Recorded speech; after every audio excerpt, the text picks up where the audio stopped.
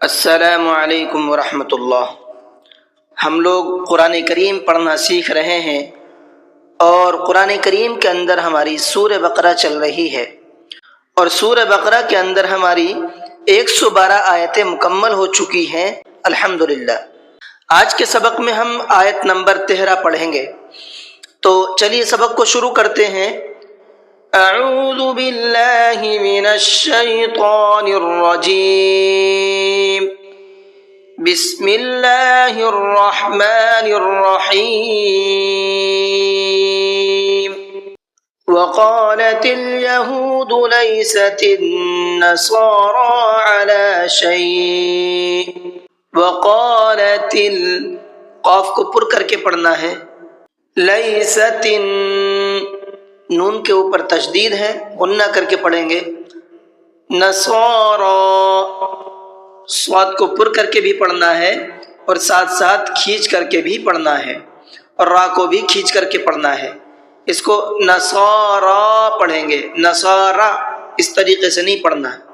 علی شیء، یہاں پر ہم نے دو زیر پر سانس توڑا ہے، اور دو زیر پر سانس توڑتے ہیں تو جس حرف پر دو زیر ہیں اس پر بھی جزم لگا دیتے ہیں، اس لیے کس طریقے سے پڑھا ہے اس کو؟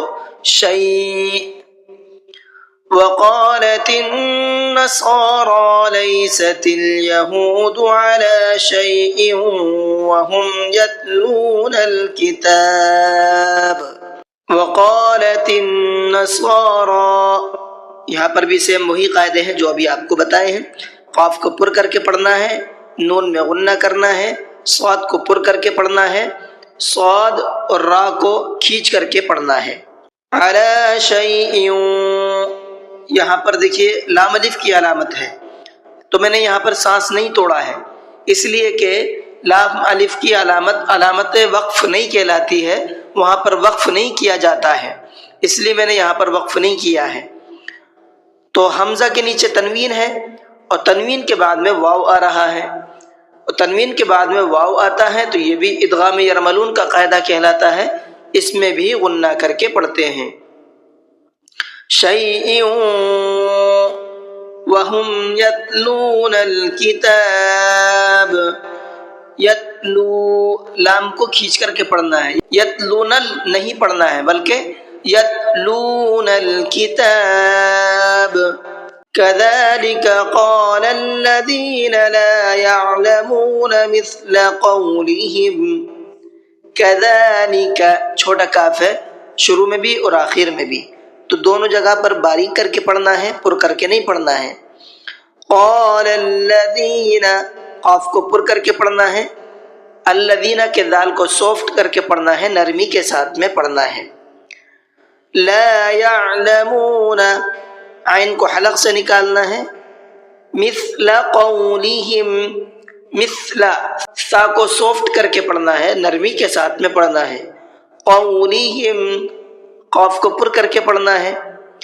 فاللہ یحکم بینہم یوم القیامۃ فیما کانوا فیہ یختلفون۔ فاللہ، اللہ کے لام کو پر کر کے پڑھنا ہے، اس لیے کہ اللہ کے لام سے پہلے زبر ہے۔ یحکم، حا کو حلق سے نکال کر کے پڑھنا ہے۔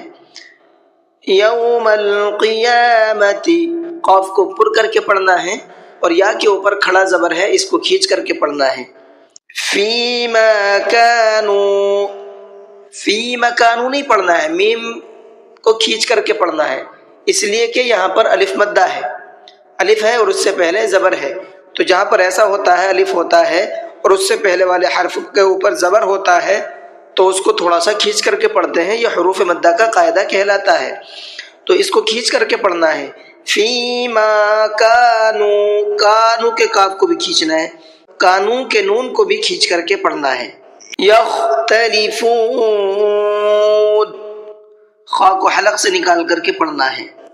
یہ تجوید کے آپ کے کچھ پوائنٹ تھے جو میں نے آپ کو بتا دیے ہیں، ان پوائنٹ کو آپ دھیان میں رکھیے گا اور ٹھیک اسی طریقے سے آپ پریکٹس کیجئے، انشاءاللہ آپ کے پڑھنے میں بہت سدھار آئے گا۔ تو چلیے فائنلی آپ کو پڑھنا کیسے ہے وہ بھی میں آپ کو پڑھ کر کے سنا دیتا ہوں۔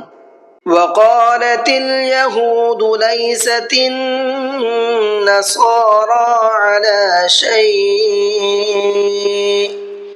وقالت النصارى ليست اليهود على شيء وهم يتلون الكتاب كذلك قال الذين لا يعلمون مثل قولهم فالله يحكم بينهم يوم القيامة فيما كانوا فيه يختلفون۔ جی آج کا سبق اتنا ہی رہنے دیتے ہیں۔ امید ہے کہ آپ کو سبق سمجھ میں آ گیا ہوگا اور ویڈیو بھی آپ کو اچھی لگی ہوگی۔ اگر آپ کو ویڈیو اچھی لگی ہے تو ویڈیو کو لائک کر لیجئے، چینل پر اگر آپ نئے ہیں تو چینل کو سبسکرائب کر لیجئے تاکہ قرآن کریم کو سیکھنے کی تمام اپڈیٹ آپ تک پہنچتی رہے اور ہم تمام لوگ قرآن کریم کی برکات سے فیض یاب ہوتے رہیں۔ چلیے کلاس کو ختم کرتے ہیں۔